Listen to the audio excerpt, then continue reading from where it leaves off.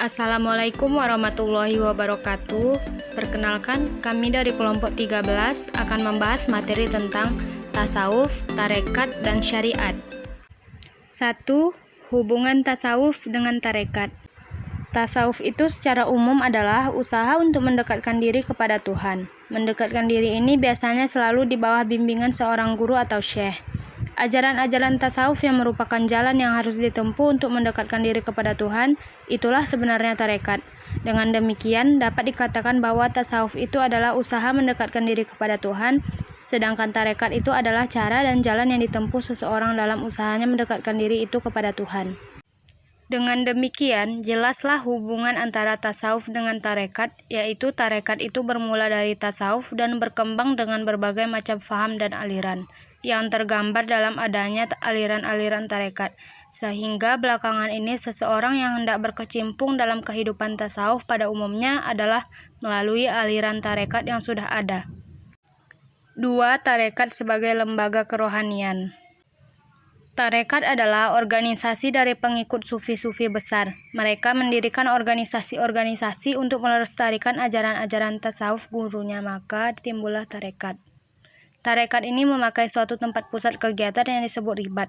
Karena banyak cabang-cabang tarekat yang timbul dari tiap-tiap tarekat induk, sangat sulit untuk menelusuri sejarah perkembangan tarekat itu secara sistematis dan konsepsional. Walaupun bermacam-macam, ternyata tarekat-tarekat yang beragam itu memiliki kesamaan tertentu. Nicholson mengungkapkan hasil penelitiannya dengan mengatakan bahwa sistem hidup bersih dan sederhana adalah dasar semua tarekat yang berbeda-beda itu. Semua pengikut dididik dalam disiplin itu, dan pada umumnya tarekat-tarekat tersebut memiliki kesamaan yang sama. 3. Beberapa tarekat populer. Di Indonesia banyak berkembang tarekat.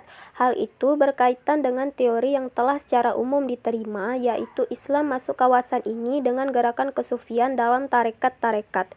Aliran tarekat yang berkembang di Indonesia antara lain tarekat Rifaiyah, tarekat Qadiriyah, tarekat Tijaniyah, tarekat Naksabandiyah, tarekat Syazaliyah, tarekat Qadiriyah wa Naksabandiyah, tarekat Dasukiyah, tarekat Sataniyah, tarekat Samaniyah, tarekat Alawiyah, dan tarekat Al-Muktabarah. Namun, hanya beberapa tarekat di Indonesia yang berhasil memperoleh simpati rakyat, di antaranya tarekat Khalwatiyah, Syatariyah, Qadariyah, Naksabandiyah, dan Alawiyah. Dalam seluruh tarekat terdapat kegiatan ritual sentral yang melibatkan pertemuan-pertemuan kelompok secara teratur untuk melakukan pembacaan doa, syair, dan ayat-ayat pilihan dari Al-Quran. 4. Penyelarasan tasawuf dengan syariat. Pertama, menurut Al-Ghazali bahwa hubungan antara tasawuf dan syariah, yaitu tasawuf tidak akan ada kalau tidak ada syariah, dan syariah tidak akan tumbuh subur dan berbuah lebat kalau tidak ada tasawuf. Dan untuk mencapai tasawuf harus dilakukan penyucian batin terlebih dahulu dalam bentuk melakukan amal ibadah yang sungguh-sungguh menurut syariah, sehingga kita dapat menjadi manusia yang baik di sisi Allah dan manusia. Yang kedua, menurut Al-Sirhindi, ia berpendapat bahwa antara syariah dan tasawuf itu menyatu, tidak bisa dipisahkan.